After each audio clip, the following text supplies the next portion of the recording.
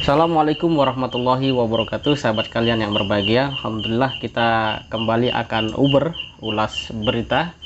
Dan pada kesempatan ini kita akan bahas tentang soal santri yang ramai kemarin. Dan ini ada pendapat Yeni Wahid di Republika, judulnya "Santri Tutup Telinga Yeni .2 Jangan Mudah Cap Radikal". Ini tampaknya sebuah seruan yang menurut saya bukan sekedar bijaksana tapi penting untuk jadi kesadaran semua pihak, terutama yang menjadi public figure, sehingga dia tidak mudah untuk menjadikan waktu dan energi banyak orang atau sebagian besar bangsa Indonesia ngurus hal-hal yang sebenarnya merupakan wujud dari ketidaktahuan, ketergesa-gesaan, atau bahkan kesengajaan yang sebenarnya sangat destruktif bagi kehidupan kita dalam konteks persatuan sosial dan kesetiakawanan di tanah air ini. Langsung saja kita baca. Republika Co.id Jakarta, Direktur Wahid Foundation yang juga putri Kiai Haji Abdurrahman Wahid atau Gus Dur angkat bicara soal video viral yang memperlihatkan santri tutup telinga saat divaksin. Banyak pihak yang mengkritik mereka dan bahkan menyebut mereka radikal. Nah, ini karena sebuah statement yang kemudian masuk ke ruang media sosial, sehingga tidak sedikit orang terjebak, terpedaya, atau kehilangan nalar sehatnya yang menjadikan mereka ikut-ikutan memberi cap atau menstigma. Nah, apa pendapat Yeni? Saya senang para gurunya mengatur mereka agar divaksin. Sebab dengan divaksin mereka bukan hanya melindungi dirinya, melainkan juga orang-orang di sekelilingnya dari ancaman COVID-19. Kata Yeni dalam unggahan Instagramnya @yeniwahid yang sudah dikonfirmasi Republika Co.id Rabu 15 September. Jadi statement Yeni Wahid ini mengajak semua pihak, harusnya bangsa ini bersyukur atau orang itu melihat sisi positif dari hadirnya para santri di tempat vaksin, bahwa mereka mau divaksin, dan itu menunjukkan bahwa santri-santri penghafal Quran bukan orang radikal. Kalau radikal nggak mau divaksin. Faktanya mereka mau divaksin, hanya saja ketika datang ke tempat vaksin ada musik, mereka menutup telinga. Saya pikir itu wajar. Justru kalau santri itu teriak-teriak atau meninggalkan tempat tidak jadi vaksin hanya karena ada musik diputar, bolehlah kita memberi itu sebagai sebuah hal yang penting untuk diulas. Tapi ini tidak. Dengan kata lain, santri ini ngerti toleransi. Nah, kenapa kemudian dicap yang tidak-tidak? Justru panitianya yang masalah. Kenapa pesertanya santri, kemudian yang diputar adalah hal-hal yang tadi katakan mengganggu konsentrasi dari adik-adik santri kita. Nah, ini sebenarnya banyak sisi ya yang penting dipertimbangkan. Tetapi karena sudah terjadi, mau tidak mau kita juga harus ikut memberikan sebuah sisi pencerahan, sisi opini yang berimbang, sehingga kita tidak terjebak pada permusuhan atau cap mengecap yang pada akhirnya menguras energi bukan untuk produktivitas dan sisi konstruktif bangsa kita, tetapi malah sebaliknya.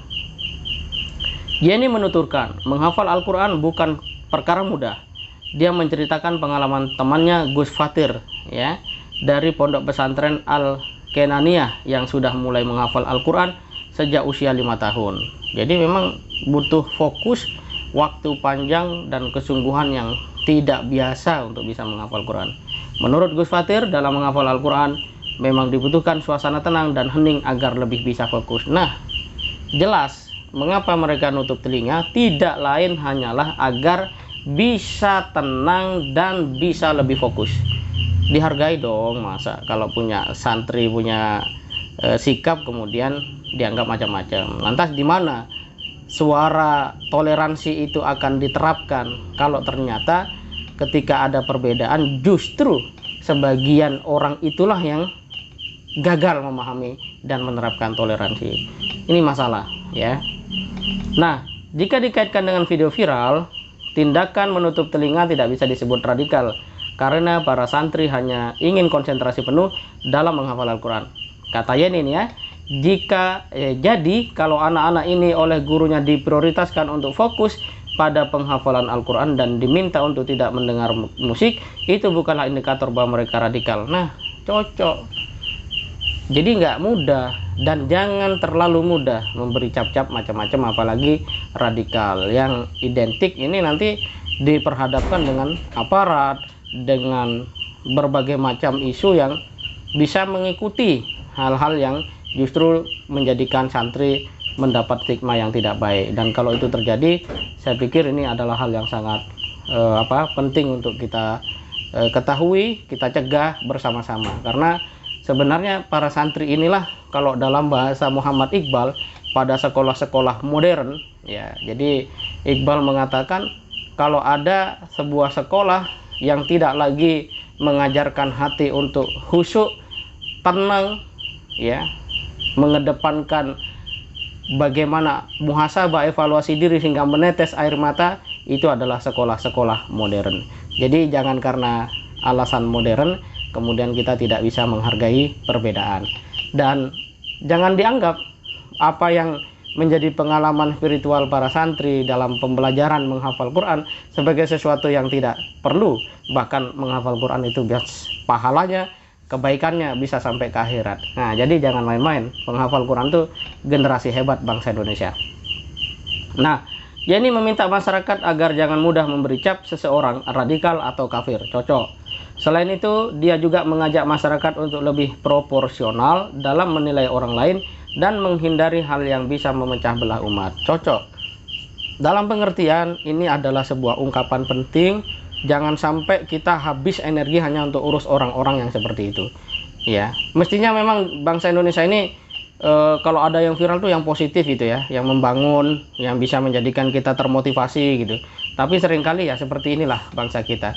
Mungkin karena terlalu sering minat bacanya di media sosial, sehingga apa-apa yang kemudian tidak sesuai, tidak cocok atau abnormal cenderung untuk kemudian menjadi viral. Hal-hal yang biasa ya, yang baik dianggap biasa dan tidak didorong untuk kemudian didiskusikan lebih lanjut. Saya pikir ada sesuatu yang juga secara kolektif penting kita perbaiki dalam melihat media sosial. Kemudian terakhir, Yeni mengatakan menyematkan label pada orang lain hanya akan membuat masyarakat terbelah. Benar ya, mari kita belajar untuk lebih saling mengerti satu sama lain ya, harus. Ini bisa dimulai dengan memahami dan menerima nilai yang kita anut tidak perlu sama untuk bisa tetap bersatu sebagai bangsa Indonesia, ucap dia. Ya memang kalau semuanya sama, apa gunanya ada sila persatuan Indonesia? Dikatakan ada perlu persatuan karena memang kita tidak sama. Dan ketidaksamaan itu mestinya tidak membuat kita berpikir ya kerdil, sempit, picik atau jumut, yang kemudian melihat semua orang di luar dirinya sebagai tidak baik, sebagai ketertinggalan dan seterusnya, dan melihat diri sendiri sebagai yang paling baik dan seterusnya. Ini adalah satu hal yang tidak boleh terjadi. Dan di masimamnawawi.com juga saya turunkan soal ini, yang intinya bahwa kita harus melihat bahwa para penghafal Quran adalah orang yang menggunakan akalnya. Menurut Profesor Quraish Shihab, orang yang menghafal itu adalah orang yang berusaha mengikat ilmu sehingga tidak terlupa, tidak tercecer. Dengan kata lain, kalau ada orang merendahkan aktivitas menghafal, maka sama dengan dia telah menegasikan metode pencarian ilmu yang sangat kuat, valid, dan terbukti dalam sejarah. Itulah yang menjadi satu-satunya penyelamat ajaran Islam. Kita lihat Al-Quran itu, kalau dalam bahasa syair tanpa waton itu adalah ya wahyu kang diwoco tanpa dinulis, ya bisa dibaca tidak ditulis ketika itu karena memang belum dikenal kertas, pulpen dan sebagainya. Dan kitab ini sampai kepada kita karena kuatnya hafalan atau kesungguhan ulama-ulama kita di dalam menghafal Al-Quran. Jadi kalau kita mau tanyakan siapa yang kelak akan membawa bangsa Indonesia menjadi lebih baik, gamer, anak-anak remaja yang main game online, anak-anak remaja yang habis waktunya di media sosial, atau justru anak-anak remaja yang jadi santri dan mereka menghafal Quran? Coba tanyakan dalam hati dan jawab dengan sejujur-jujurnya. Baik, terima kasih sampai di sini. Semoga bermanfaat. Assalamualaikum warahmatullahi wabarakatuh.